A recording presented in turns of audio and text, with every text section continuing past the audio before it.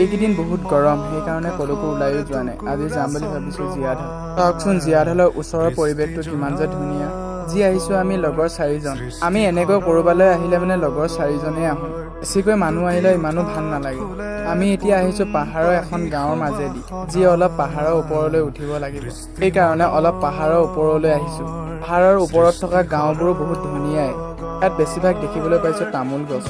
এতিয়া আমি পালোঁ এখন নৈ, তাত কোনো ধৰণৰ পানী নাই, অকল শিলগুটিহে আছে। আমি পাহাৰৰ ওপৰলৈ উঠিছিলোঁহে, এতিয়া আকৌ নামিবই হ'ল পাহাৰৰ ওপৰত। চোন কিমান যে এঢলীয়া ঠাই। আগতে মই এনেকুৱা ৰাস্তাত এবাৰহে বাইক চলাইছিলোঁ, অলপ হ'লেও কণ্ট্ৰলটো আছে। ভিডিঅ'ত ইমান ধৰিব পৰা নাই চাগে, বহুত এঢলীয়া আছিল ৰাস্তাটো।